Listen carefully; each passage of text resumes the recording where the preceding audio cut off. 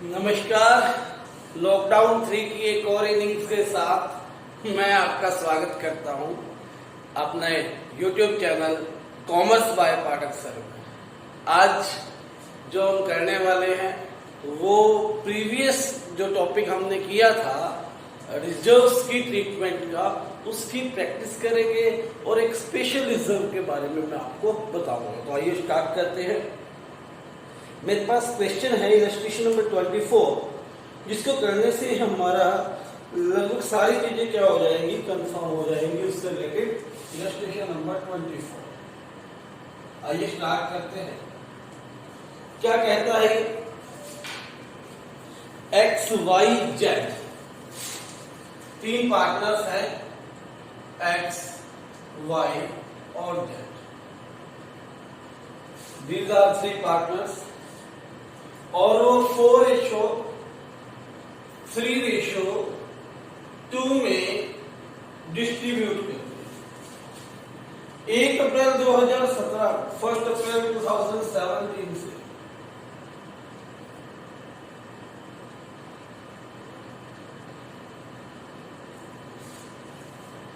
उन्होंने क्या किया, डिसाइड किया कि वो इक्वली बांटेंगे, दे विल डिस्ट्रीब्यूट इक्वली।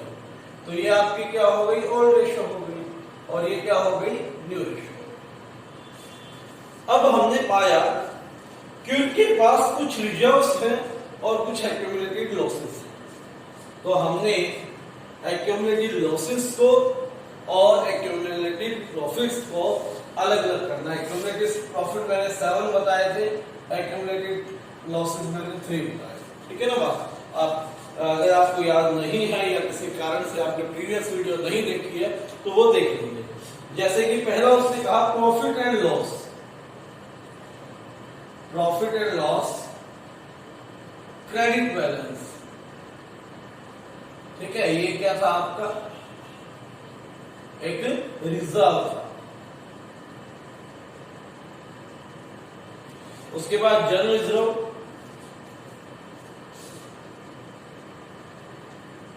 ये भी रिजर्व के पार्ट में था। वर्कमैन कंपनसेशन रिजर्व, ये भी रिजर्व के साइड था।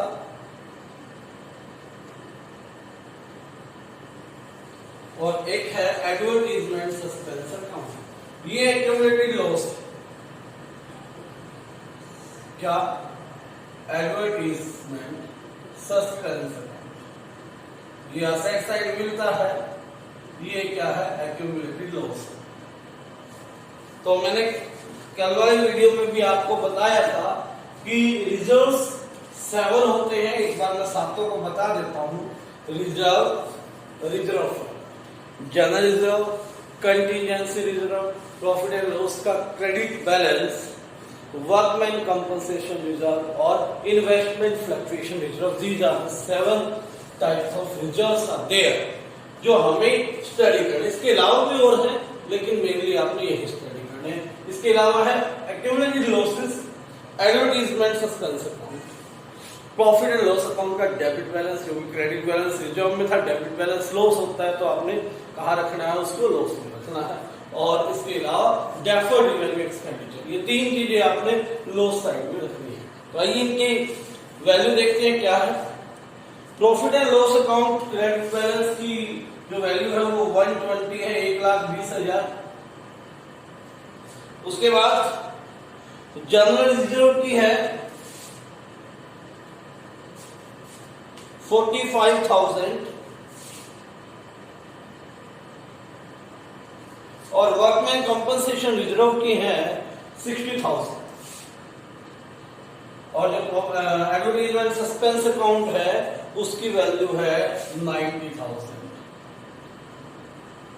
ठीक है, तो हमने एंट्री करनी है और एंट्री किस मेथड से करनी है। कल मैंने 2 मेथड डिस्कस किए थे। जब वो बैलेंस शीट को चेंज करना चाहता है, यानी कि वो अपने रिजर्व्स को कैपिटल्स में ट्रांसफर करना चाहता है, और दूसरा टॉपिक है जब वो अपने रिजर्व्स को कैपिटल में ट्रांसफर नहीं करना चाहता। यहां हम वो बात कर रहे हैं जब वो अपने रिजर्व्स को कैपिटल में ट्रांसफर करना चाहता है।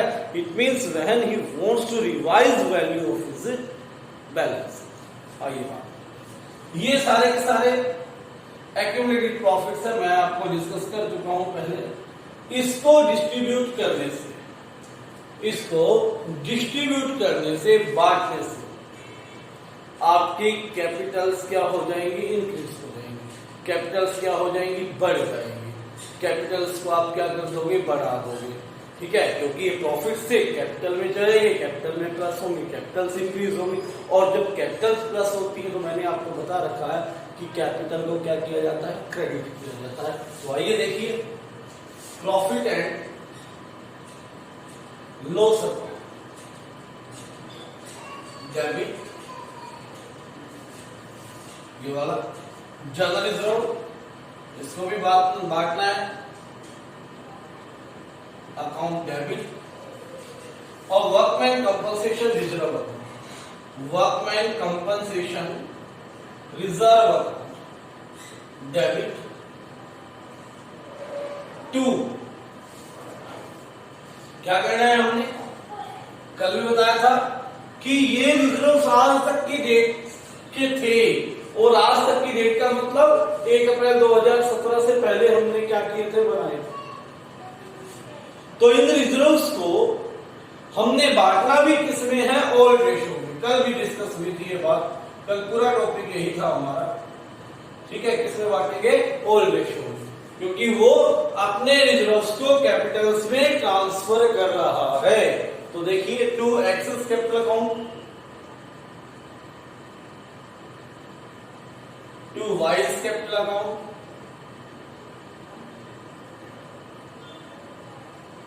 टू जेड्स कैपिटल अकाउंट। कितना हो गया, 120 वैल्यू इसकी थी, 45 इसकी थी, और 60 वर्कमैन कंपनसेशन रिजर्व के लिए 180 प्लस 45 225, 2,25,000 इंटू 4 3 7 2 9 9 2 18 9 5 45, 25,000 गुना 4 1 लाख, 25,000 गुना 3 75,000, 25,000 गुना 2 50,000, 50,000। ठीक है, और general reserve, profit and loss account, workman compensation reserve, तीनों हमने बांट दी। अलग अलग एंट्री करना चाहो अलग अलग भी हो सकती है। ठीक है, जैसे profit and loss account debit to X's capital account, general reserve account debit 45,000 to X to Y to Z, workman compensation account debit to X to Y to Z. ठीक है, आप इकट्ठी करना चाहोगे तो भी कोई प्रॉब्लम नहीं है, क्योंकि कैपिटल अकाउंट में तो उतना ही अमाउंट ट्रांसफर होगा, यहाँ इकट्ठा हो रहा है, वहां अलग अलग होगा। ठीक है, एक बार फिर से बता दूंगा अलग अलग क्या होगी। Profit and loss account debit to X's capital account, to Y's capital account, to जेड्स capital account. General reserve account debit 45,000 to X's capital account, to Y's capital account, to जेड्स कैपिटल। और workman compensation reserve account debit to X's capital account, to Y's capital account, to जेड्स capital account. ठीक है, तो ये एक साथ हमने कर दी। अलग अलग करनी है तो आपकी इच्छा। ठीक है, वहां टाइम ज्यादा लगेगा, मैं आपको सजेस्ट करूंगा यही करिए। एग्जामिनेशन में आपका पॉइंट जो टाइम हो वो बहुत प्रीशियस है, बहुत इंपॉर्टेंट है। ठीक है बात। और दूसरी बात, यहाँ स्पेस की वजह से मैं कई बार क्या नहीं बनाता, आपको फॉर्मेट नहीं बनाता जर्नल का, लेकिन आप जब भी पेपर में बनाएंगे तो फॉर्मेट जरूर बनाएंगे, ये याद रखना। अब दूसरा रह गया हमारा लॉस। जैसे प्रॉफिट्स को डिस्ट्रीब्यूट किया, कैपिटल इंक्रीज हो, ऐसे ही लॉस को जब डिस्ट्रीब्यूट करेंगे तो कैपिटल जो है हमारी क्या हो जाएगी, डिक्रीज हो जाएगी। और जब कैपिटल डिक्रीज होती है, जब कैपिटल माइनस होती है, तो हम क्या करते हैं, डेबिट करते हैं। हम पीछे से पढ़ते आ रहे हैं, पास्ट एडजस्टमेंट से ही मैंने वहां से ही आपको इस तरह से सिखाया। जब भी रिडक्शन होती है कैपिटल में से तो क्या करते हैं, हम उसको डेबिट करते हैं। तो आइए अब इसको बांटेंगे, इसको जब खत्म करेंगे, इसको लॉस को बांटेंगे तो कैपिटल क्या होगी, रिड्यूस होगी। क्या एंट्री हो जाएगी, X's capital account debit Y's capital account debit, जेड्स capital account debit to advertisement suspension, ये था 90,000। आपको बांटना 4 के साथ, 2 9 10,000, 10 चौके 40,000 इसका आ गया, 10 के 70,000 इसका आ गया और 10 दूनी 20,000 आपका इसका। उम्मीद करता हूं समझ में आ गया होगा। ये आपका रजिस्ट्रेशन नंबर 24। अब उसके बाद जैसा कि मैंने आपको बताया था, ठीक है, उसमें क्या करना है आपने, 2 स्पेशल रिजर्व्स, ठीक है। बाकी तो जनरल रिजर्व से जैसे हम करते ही रहते हैं, ठीक है, जो एडजस्टमेंट हम करते रहते हैं, इनके रिगार्डिंग कोई ज्यादा एडजस्टमेंट आपको नहीं मिलती। लेकिन 2 स्पेशल रिजर्व्स हैं जिनके बारे में आपने थोड़ा सा डिटेल में पढ़ना पड़ेगा। पहला है वर्कमैन कंपनसेशन रिजर्व। आज मैं कंप्लीट इसके बारे में आपको बताऊंगा, ठीक है, और ध्यान से सीख लेना। ये यहां करवाया हुआ आपका सेम चलेगा एडमिशन में भी, सेम चलेगा रिटायरमेंट में भी, सेम चलेगा डेथ के केस में, ठीक है बात। तो यहां से आपने इसको अभी से क्या कर लेना है, सीख लेना। First of all we try to learn that what is this, ये है क्या। जिस बच्चे को ये समझ में आ जाएगा ये है क्या, 50% प्रॉब्लम वहीं सॉल्व हो जाएगी, ठीक है। जैसे मैंने कहा वर्कमैन, वर्कमैन कौन है, कर्मचारी जो कार्य करते हैं। कंपनसेशन इसको हिंदी में बोलते हैं अक्षतिपूर्ति। अक्षति होती है हानि, हानि को पूरा करने वाला। और हमारे देश में क्या बोलते हैं, हानि भरनारा, भरपाई, ठीक है। तो मैं वही लिखूंगा, कर्मचारी भरपाई, सेविंग, रिजर्व, संचय, ठीक है। या मैं यहां पर हिंदी में अक्षतिपूर्ति भी लिख देता हूं जिससे आपको समझ में आए। यानी कि हमने कर्मचारियों को भरपाई करनी है, क्षतिपूर्ति करनी है, उनकी कोई हानि हो गई है उसको पूरा करना है। किस तरह की हानि हुई ये हमें देखना, ठीक है। तो ये देखिए, क्योंकि जो हमारे कर्मचारी हैं ये मशीनों पर काम करते हैं, दे वर्क फॉर अस, ठीक है ना। बड़ी बड़ी मशीनों पे भी काम करते हैं और कई बार तो ऐसी मशीनें होती है जिनको ऑपरेट करने के लिए, जिनको चलाने के लिए they have to take risk of their lives also. अपने जीवन का भी उनको क्या करना पड़ता है, रिस्क लेना पड़ता है, ठीक है ना बात। तो ऐसे सिचुएशन में it is very common that accident में हैपन। एक्सीडेंट, दुर्घटना क्या हो सकती है, घट सकती है ना। सपोज एक फैक्ट्री में कुछ मजदूर काम कर रहे थे, अचानक से मशीन में एक बेल्ट टूट गई, फॉल्ट आ गया और उसका एक पुर्जा टूटकर एक कर्मचारी को लगा और they have badly damage, bounded, पूर्ण रूप से घाव हो गए, उसको बुरी तरह से जो है वो वाउंड हो गया, यानी कि घायल हो गया। अब क्या, एज ए मालिक, अगर आप मालिक हो तो क्या ये आपकी रिस्पॉन्सिबिलिटी नहीं है, दायित्व नहीं है कि आप अपने कर्मचारी का इलाज करवाएं? क्या ये आपका दायित्व नहीं है कि उस कर्मचारी की जहां तक संभव हो सके उसके जीवन को बचाएं? यदि भगवान ना करे उसकी लाइफ चली जाए, ही गॉट डाई, क्या ये आपकी रिस्पॉन्सिबिलिटी नहीं है कि उसकी फैमिली को कुछ फाइनेंशियल सर्विस आप जो है सेवा दे सको, फाइनेंशियली सपोर्ट कर सको एक मालिक के तौर पर। This is our responsibility. वो जो है कर्मचारी है और ऐसे केस में मालिक को क्या करना पड़ेगा, प्रोप्राइटर को क्या करना पड़ेगा, हैव टू सपोर्ट। लेकिन प्रोप्राइटर का बिजनेस भी तो एक उसको भी तो रिस्पॉन्सिबिलिटी बनती है ना बात। अगर मान लो आपके पास 5 लाख पूंजी और आज ऐसा कोई एक्सीडेंट हो गया, उसमें से एकदम से 1.5 लाख रुपए उस व्यक्ति की इलाज में लग गए, तो आपकी पूंजी तो 3.5 लाख रह गई। एक ही एक्सीडेंट के कारण, एक दुर्घटना के कारण आपकी पूंजी का 30% गायब। तो अब क्या होगा? Definitely your business will suffer.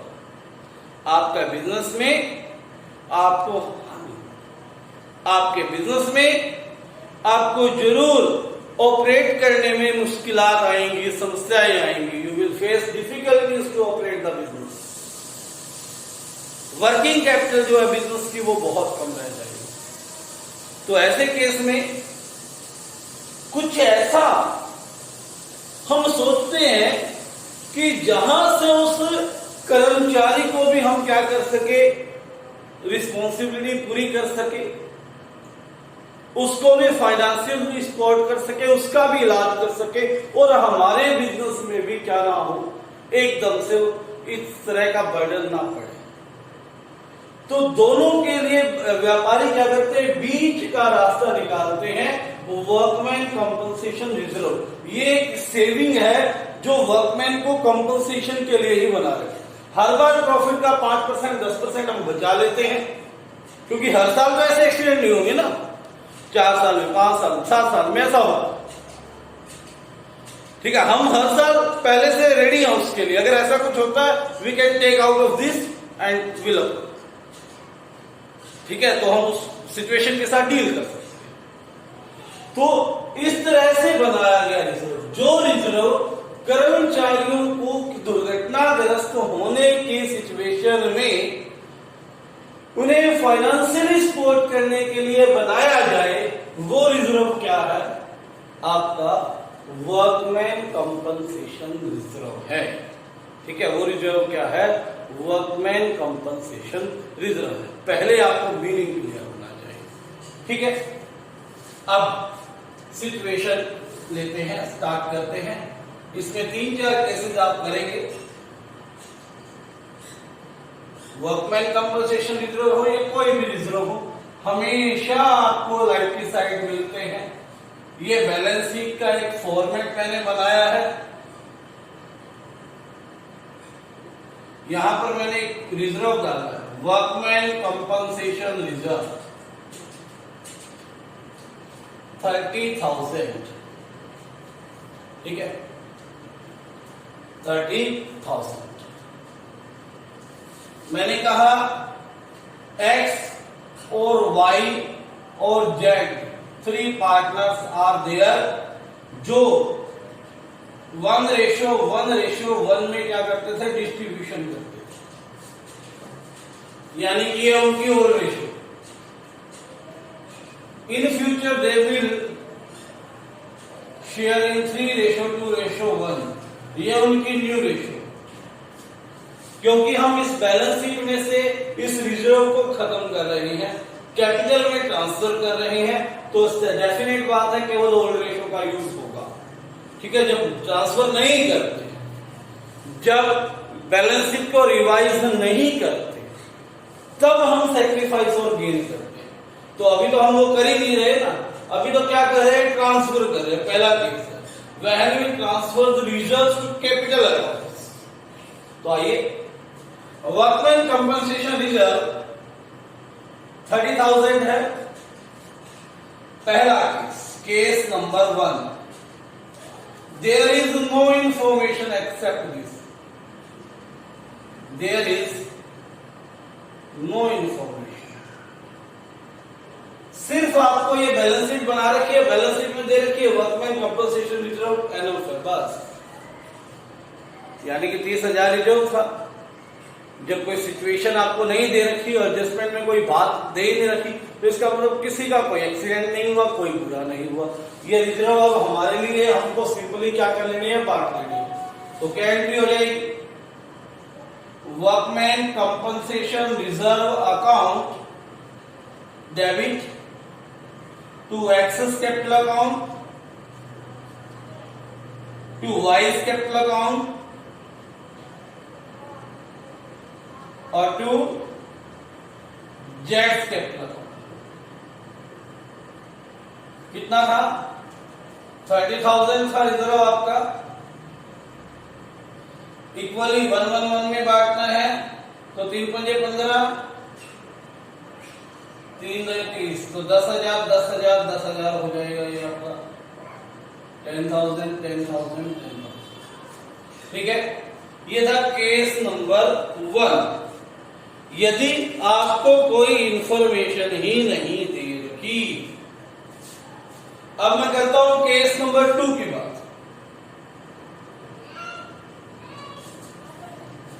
Case number 2 में कहता है देयर इज ए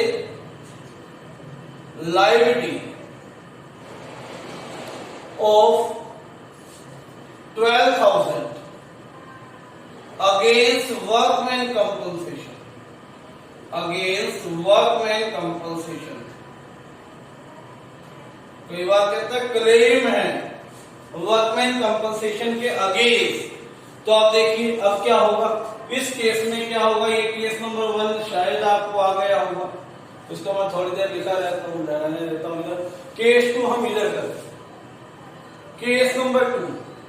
आप देखिए workman compensation reserve short form में लिख रहा हूं मैं, यहां आपने नहीं लिखना है, स्पेस की वजह से लिख रहा हूं। Workman compensation reserve account debit 30,000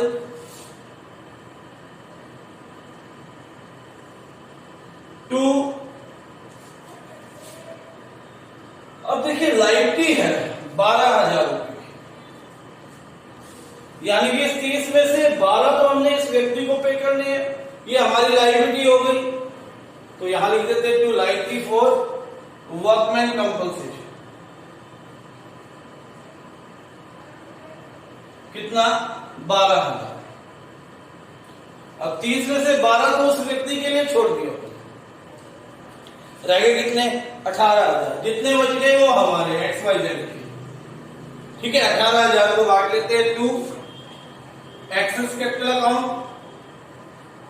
to Y's capital account, to जेड्स कैपिटल अकाउंट। 18,000 बच गए थे ना, 30,000 मैं लिख भी लेता हूं यहां पर, माइनस 12,000 रुपए लायबिलिटी के, 18,000 बच गए।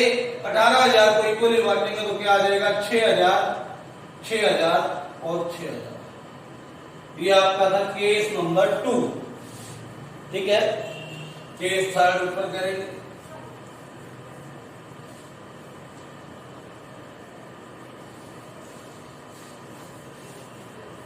टॉपिक तो आपको पता लग ही गया है। केस नंबर 3, थर्ड केस में क्या कहता है, केस 3 में वो कहता है कि there is a liability of 30,000 against workman compensation.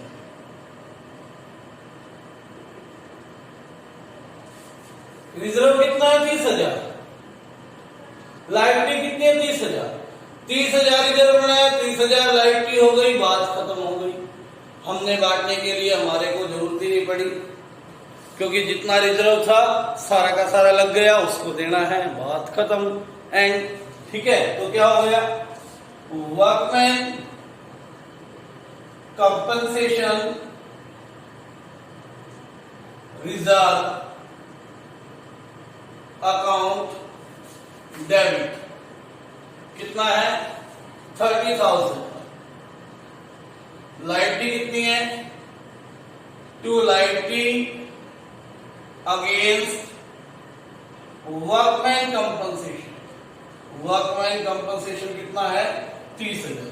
भाई 30,000 रिजर्व बनाया था हमने, उसके लिए 30 ही हमारी लायबिलिटी होगी, हमारे पास कुछ बचा ही नहीं बांटने के लिए, तो नहीं बांटेंगे, बात खत्म। तो उम्मीद करता हूं थर्ड केस भी क्या हो गया होगा, आपको समझ में आ गया। The most important is case number 4। Fourth case क्या है? फोर्थ केस क्या है, यहां लिख देता हूं मैं अलग से इसको। फोर्थ केस थोड़ा इंपॉर्टेंट है, थोड़ा सा आपके लिए अलग भी है, इसको थोड़ा ध्यान से सीखेंगे। बैलेंस शीट में वही वर्कमैन कंपनसेशन रिजर्व है, वर्कमैन कंपनसेशन रिजर्व है 30,000, ठीक है। और नीचे कहता है देयर इज ए क्लेम और liability for workman compensation of ₹54,000, ठीक है बात। अब रिजर्व कितना बनाया 30,000, क्लेम कितना हो गया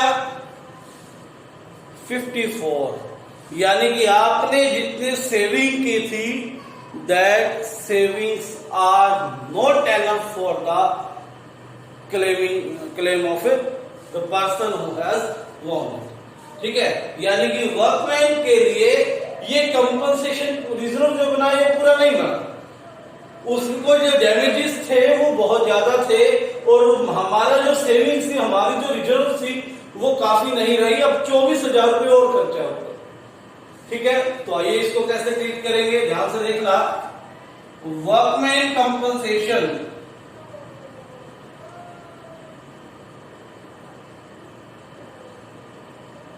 कितना था 30,000,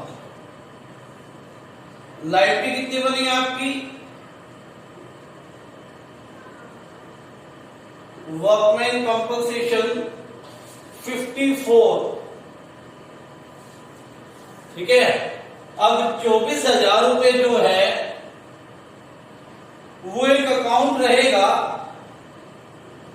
रीवैल्यूएशन अकाउंट, जो असेट और लायबिलिटीज की इंक्रीज और डिक्रीज की वजह से होने वाले प्रॉफिट और लॉस को रिकॉर्ड करता है। आगे टॉपिक है ये, वो डिटेल में भी पढ़ेंगे। फिलहाल आप ऐसा याद रखें कि यदि वर्कमैन कंपनसेशन रिजर्व कम रह जाए लायबिलिटी फॉर वर्कमैन कंपनसेशन से, तो उस केस में जो लॉस है वो हमने कहां डालना है, रीवैल्यूएशन अकाउंट में डालना है 24,000,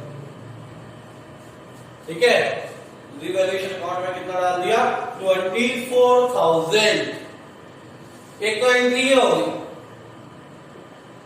एक एंट्री और होगी क्या, जो ये रिवैल्यूएशन का 24,000 रुपए था ना, इसको अब पार्टनर्स आपस में डिस्ट्रीब्यूट करेंगे ऑलरेडी, जिससे उसकी कैपिटल कम हो जाएगी, यानी कि X's capital account debit, Y's capital account debit to Z capital account, sorry Z capital account debit to revaluation account, क्योंकि रिवैल्यूएशन का प्रॉफिट था ना, सॉरी लॉस था ना 24,000 रुपए, रिवैल्यूएशन का ये 24,000 रुपए लॉस क्यों आया, क्योंकि हमारा रिजर्व था 30,000, 54,000 रुपए की लायबिलिटी बन गई 54 की, 24,000 एक्स्ट्रा जो पे करना है वो रिवैल्यूएशन के लॉस के थ्रू करना है, वो हो गया हमारा। रिवैल्यूएशन का लॉस जब डिस्ट्रीब्यूट किया तो कैपिटल्स में से घटेगा, माइनस होगा, कैपिटल्स डिक्रीज होंगे, कैपिटल्स डिक्रीज होती है तो हम क्या करते हैं, डेबिट करते हैं। तो 24,000 को ऑल रेशियो में इक्वली बांटते हैं, कितना लगेगा 8,000 और 8,000। उम्मीद करता हूं सभी केसेस आपको अच्छे से समझ आए होंगे। अब भी अगर कोई प्रॉब्लम रहती है तो you can ask me directly by a message, ठीक है, ऑन माय व्हाट्सएप नंबर और इवन कैन कॉल मी, ठीक है। If you think that by calling you can get a solution from me, then it is convenient for me, ठीक है। तो आज के लिए इतना ही। अगर वीडियो अच्छी लगती है तो लाइक करो, इसको शेयर भी किया करो, और बेटे चैनल अगर अभी तक आपने सब्सक्राइब नहीं किया तो इसको सब्सक्राइब करो। थैंक्स।